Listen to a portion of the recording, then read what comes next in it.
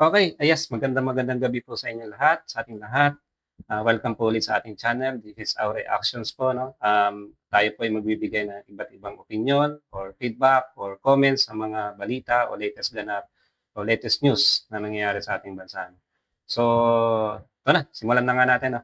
So, itong linggo na 'to is, iba't ibang kaso yung mga nangyari, mga sinampa, 'no, sa DOJ, sa Ombudsman.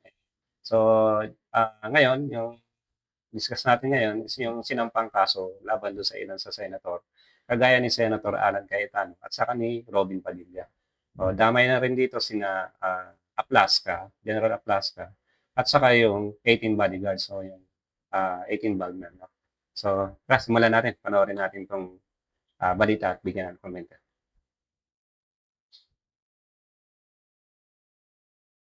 Ito, ako po ay nag-file ng cyber libel case again doon sa 18 bodyguards, no? Pero this time sinama ko sina Cayetano at Marcoleta. Ito ay ukol doon sa kanilang Rogue Blue Ribbon Committee hearing na ginawa nila at because of that wala silang parliamentary immunity. So yun, muli, inulit nila yung mga kasinungalingan na sinabi nila na nagbigay sila ng mali-maliatang pera sa akin para do sa ICC.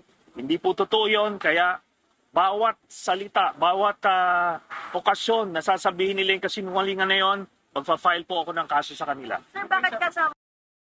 So, yun nga 'no, kasi nung, June 4 is Thursday nun, nagkaroon ng Blue Ribbon Hearing Committee yung Cayetano Block. Yun yung, pinangunahan nila, ah, Marcoleta, Pia Cayetano. Nung Blue Ribbon Hearing Committee nila yon is kasama nila o testigo nila o witness nila is yung mga 18 bodyguards, 'no. Tungkol pa rin 'to sa flood control scam, 'no. Bago yung araw na yon is nagkaroon ng quorum yung Senado kasi nga ilang araw absent yung mga Cayetano Block. Ta's nung dumating si Escudero, nagkaroon ng quorum, napalitan yung mga posisyon, 'no. Nawala sa pagka, SP si Alan Cayetano kasi nga naging acting, president si, Win Gatchalian, acting Senate President si Win Gatchalian. Tapos nabakante yung mga posisyon, nawala yung posisyon para dun sa Blue Ribbon Committee. So, walang walang karapatan o walang ano ngayon si Marcoleta para mag-conduct ng Blue Ribbon Hearing Committee kasi nga nawala yung posisyon. At bukod pa doon, ang napalitan doon, pinalitan siya ni Erwin Tulfo as Ribbon Chairman, 'no? O napalitan si Pia Cayetano as Blue Ribbon Chairman. So yung ginawa nilang hearing committee na yon noong June 4 is lumalabas, hindi legit, 'no? Walang kahit sa loob sila ng Senado ginawa, sa loob sila nag-hearing, wala naman yung mga, Blue Ribbon staff, 'no? Walang taga-record ng mga, um, hearings, 'no? And wala ring mga ano, yung nagsumpaan sila-sila lang.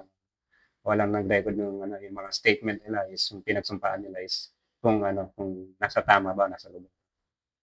So ang lumalabas dito is parang press con lang siya, 'no? Kahit nando'n ka sa Senate mo siya ginawa, dahil sa hindi siya, under Blue Ribbon Committee, wala silang parliamentary immunity. So puwede talaga silang kasuhan. 'Yun yung ano do'n. Kasama na po yung dalawang. Dahil nung ginawa nila yung rogue committee hearing na yon, wala silang parliamentary immunity, wala silang authority to do that. Pero ano yung mga sinabi nila? Isa na first kaya ng Marcoleta. Sila yung nag-facilitate nun, yung nag-extract ng mga kasinungalingan na sinabi ng mga 18 bodyguards, no? Kaya, ayun. Okay? So, So, isa sa mga issue dito kasi nga yung pinaratangan o, pinadalhan daw ng mali-malitang salapi o pera si Trillanes para do'n sa ICC, 'no. Nasa 5 to 10 million daw, 5 million to 10 million ayon sa hearing. Pero kung titingnan mo kasi kung sa logic lang, 'no, sa logic, yung 5 to 10 million na yon para sa ICC, paano maiuwi ng mga ICC personnel 'yon, 'no, sa ibang sa kanilang bansa, 'no? bawal sa airport 'yon, yung malalaking pera. May mga dala kang mali-maliitang pera. So, hindi mo sila mailalabas. Mahirap paniwalaan yung sinasabi nila na nagbigay ng pera para sa ICC, ICC investigation team, paano naman nila maiuuwi yun, ah. So, parang alam mo na nagsisinungaling, alam mo na walang katotohanan. Mahirap paniwalaan. Tapos wala naman silang pinakitang ebidensya, sinasabi lang nila gano'n, may lugar, ganyan-ganyan. Pero walang picture. Yung pinapakita nilang picture is pa-picture nila sa politiko na wala namang connection do'n sa maleta o parang wala naman silang perang pinapakita do'n na nagdala talaga sila. Okey 'no. So, kung bakit kasama sila, Cayetano saka si Marcoleta kasi nga sila yung nag-facilitate. Kumbaga sila yung simula nung hearing na yun. Pwedeng mag-invoke ng parliamentary immunity yung mga senador po kung questionable po yung mismong hearing. Yes, mismo kasi the day before that, napalitan na si Cayetano. Napalitan na rin si Yun yung sinabi natin Marcoleta bilang Blue Ribbon Committee hearing, and yet pinursu nila yon. So, niwala ngang Blue Ribbon Committee staff nung mga panahon na yon. So, maliwanag yon na wala silang cover ng Blue Ribbon Committee. Yun po. Tsaka walang question. Yes. Hindi, kahit walang session, basta't may investigation, pero yun na nga, hindi sila ang legal na Blue Ribbon Committee. Okay. Considering may pinartin kayo dati, ma'am, wala bang technicality kung parang in nature po yung mga pinartin? Hindi, ang nature po ng cyber libel is bawat okasyon mo na sinasabi yung kasinungalingan na yon ay one count. Ngayon na it's up to the judge kung i-consolidate nila ito, pero multiple counts na yung ginawa nila. So, ang ano kasi dito is yung baga, kada labas nila, no, kada bigay nilang statement, no, another count yun, another count o another case yun, parang ganun. So, kada labas nila at may iba silang sasabihin, may bagong sasabihin, pwede ulit sampa ng ibang kaso yun, no, na cyber libel din. So, different counts yun, no, parang ganun. Yung mga nauna. So ito, bago ito. Kaya itong mga 18 ex-bodyguards na to, habang patuloy sila nagpapagamit dun sa mga political backers sila, meron silang kakaharapin na consequences. Sir, ako Yan po. nakasitagan kayo na dapat mag-ibalap sa bilang sa kanila pa rin. Di yun ang gawin niyang depensa sa korte. Ganun lang po kasimple yan.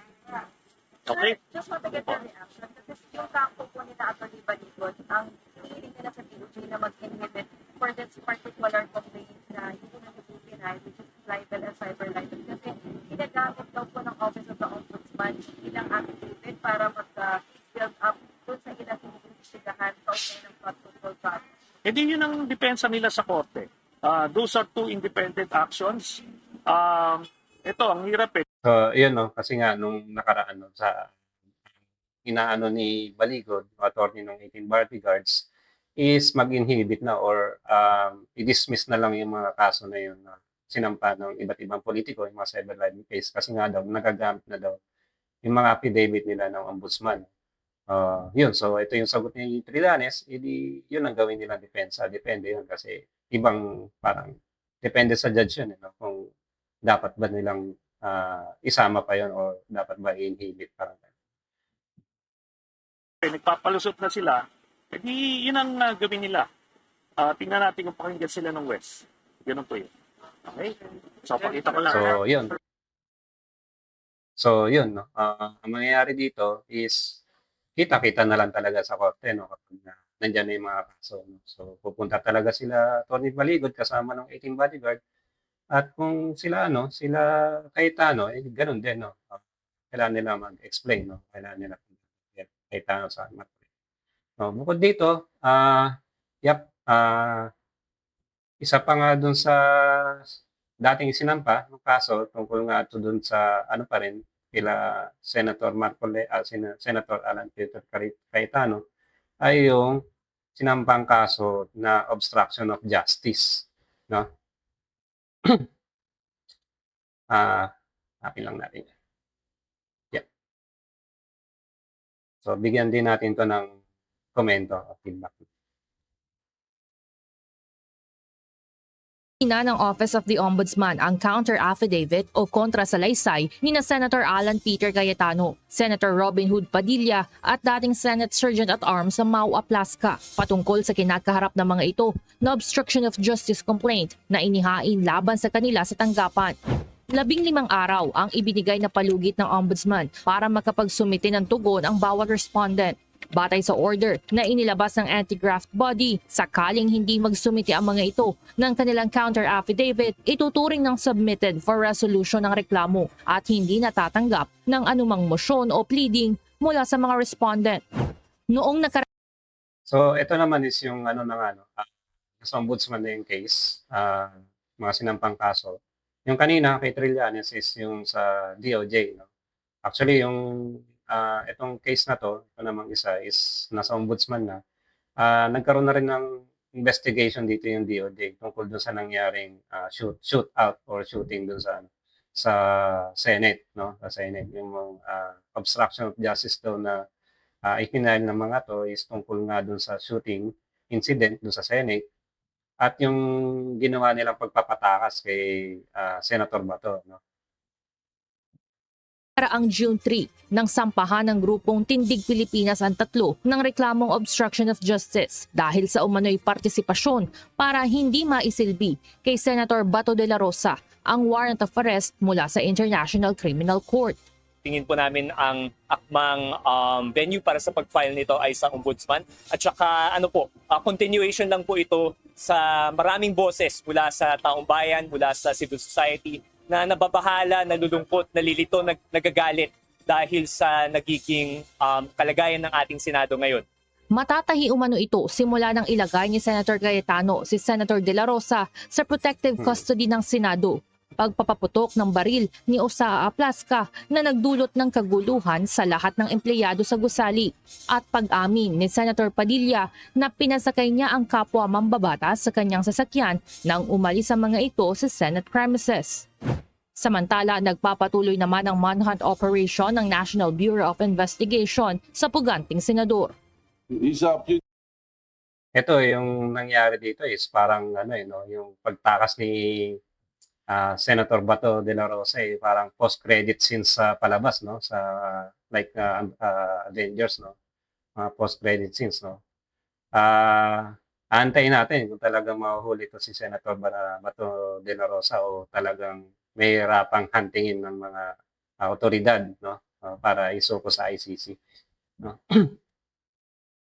He's a person na being hunted by the law, so tuloy-tuloy yan.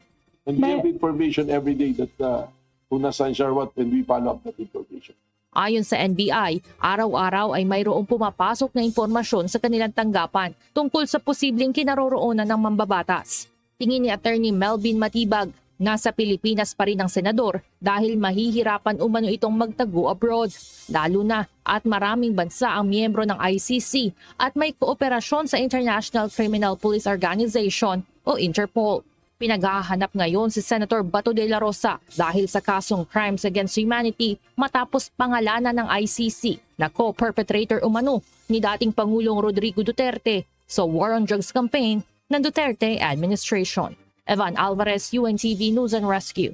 Diyos ang aming sandigan, serbisyo publiko ang aming pinahahalagahan. So, yun, no? Yun na, no? So, ito namang kasong ito is yung nasa ombudsman na.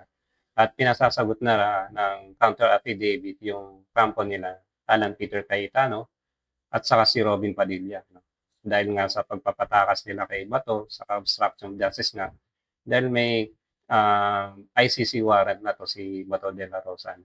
Ngayon, si Bato de la Rosa is currently hinahunt pa rin, no? At currently nagtatago. Yun nga. So, tingnan natin kung sino na makukulong, kung makukulong ba at makikita agad si Bato or mauna masampahan ng kaso at makulong to sila Robin Padilla at saka si Cayetano. Ito is talagang magulo yung nangyari ng mga nakaraan. Simula nung naupo si Cayetano, parang puro gulo ang dala dun sa Senate. Tas ito naman si Robin Padilla, ibang klase kong mastay, no? Nung panahon ni Trillanes, na si Trillanes ay yung inaano sa Senado, yung parang arestuhin. Ito si Robin Padilla, nasa labas pa nung ano, no, nasa labas ng Senate at gustong magsilbi ng warrant, no? Gustong sumama sa pag-aaresto kay Senator Trillanes noon. Ngayong ito yung kabaro niya, yung kabaro niya yung aarestuhin, pinatakas niya, no? So, ibang-iba yung naging ano niya, no? Yung action niya, no? Hindi siya tumatalima sa batas, no? Para sa kanila kasi, yung ICC warrant is invalid or walang walang parang jurisdiction nga, yung sinasabi nila, jurisdiction. Although sumagot na yung ano dito, yung ating korte, hindi naman nila sinabi na na labag yung karapatan ni Senator Bato, no? Wala naman binigay na TRO ang Korte Suprema kasi nga para sa kanila wala namang nalabag doon sa karapatan ni Bato.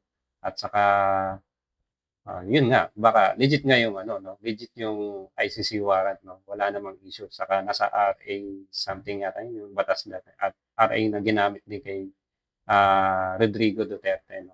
Pagpapasukod sa International Criminal Court. Okay, so hanggang dito na lang tayo ngayong gabi, no? Maraming salamat po sa pagsubaybay.